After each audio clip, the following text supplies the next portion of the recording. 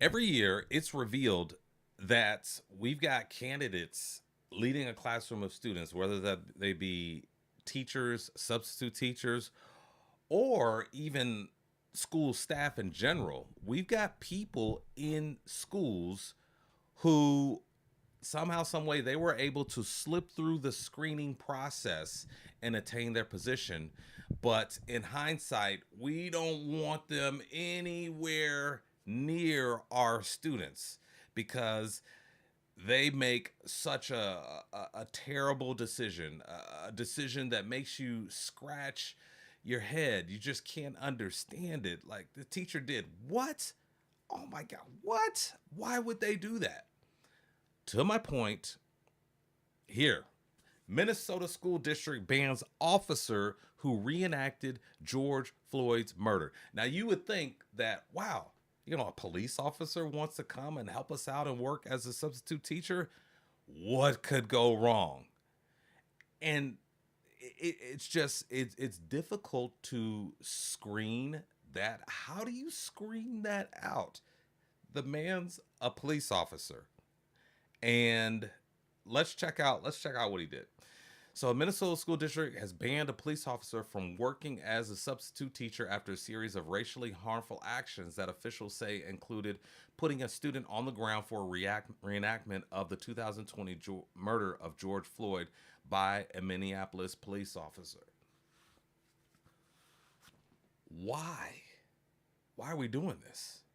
Why would this person decide to do this? And again, how do you screen this out? And this reminds me of my time as a principal. And I realized very quickly that in a school building, this is stuff that keeps principals up at night, by the way. In a school building, at any moment, there's something going on in that building. And I worked at a high school building, so I worked at a big building. At any moment throughout the day, there's something happening that you're ultimately going to have to respond to. So keep that in mind for those of you aspiring to be principals. At any moment throughout the day, there's something going on that you're going to have to respond to. Now, it could be something as small as, oh my gosh, this is something the teacher and the student, they could have easily worked out. Let me just work with the teacher on how to handle this the next time. Or it could be something like this that's going to end up in the news, and it's just going to cause a lot of headache because you're going to get a lot of emails from parents that you're going to have to respond to, and phone calls you're going to have to respond to, and that's going to pull you away from other things that you need to be doing. So let's move on. The staffing agency that placed him at the high school said Wednesday that he no longer works for them. So everyone's doing the right thing here. Like I imagine they've done the investigation. If they've got these quotes that I'm going to share with you from students. They've done the investigation. They figured that, okay, this is bad.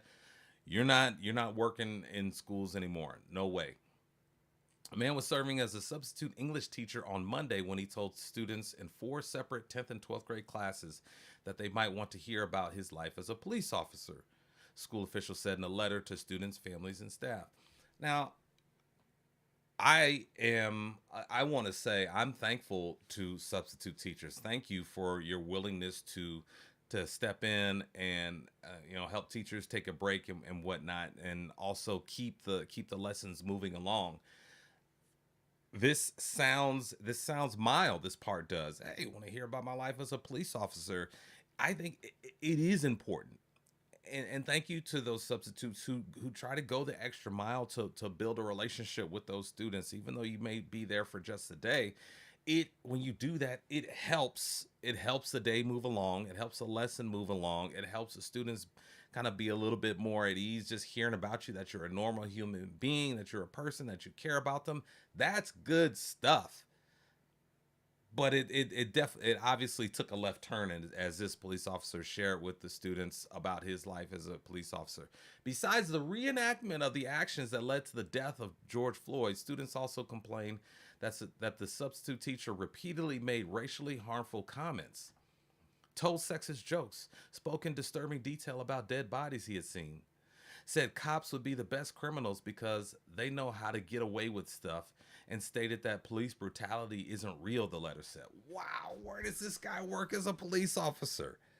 Like, yes, him losing his job as a substitute, that's one step. But I mean, we need to look at whether or not this person should still have a badge and a gun. Unbelievable to say those things to those students. And just imagine the harm that was done to those students as they're watching this police officer, this man with the authority to take someone's life given the situation, and he's, I mean, making light of this tragedy.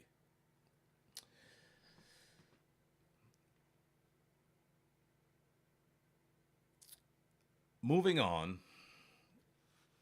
it says here, it said the man is not prohibited from setting foot on district property. They also said they reported the incident to the Minneapolis Department of Education, the state teacher licensing board, and the Woodbury Police Department. I want to share, I'll make this article available to you so you can read the rest of it. But this is a quote from the principal. She says, I specifically want to acknowledge racial harm that occurred when the substitute teacher reenacted the prone restraint that resulted in the murder of George Floyd. This behavior is reprehensible. I'm embarrassed and I am sorry that this happened to our students. We will take as much time as students need to listen and create open space for courageous conversations that lead to healing, action, and education. The reported actions are not and will not be tolerated at Woodbury High School or South Washington County Schools, the principal wrote. So now, in addition to the harm that was done, and and this principal is absolutely correct. They got to try to address it. They got to try to fix it so that the students could be in the right mindset to continue the original mission, which is to learn and grow. That's the original mission, and there's just so much here, and we're gonna continue to follow that story, and I just hope and pray that things. I just hope and pray that things turn around for the better. It sounds like the school has responded appropriately, and hopefully the police department, they respond appropriately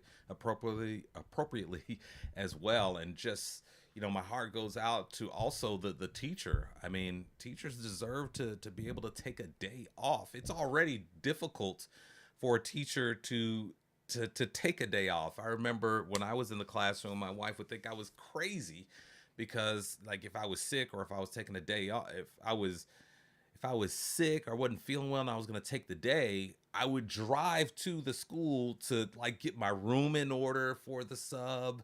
And this was like 20 minutes to the school, get my room in order, get my space in order, and then I would go back home, all because I wanted my space, my area, the lesson, everything to be fine and move smoothly while I was not in class. And so you could just imagine, what the teacher is thinking, who's substitute, this sub was in leading that person's class while they were out. And so, gosh, you can imagine they're thinking, oh man, I can't even take a day off. I don't know who are you going to put in my classroom when I'm gone.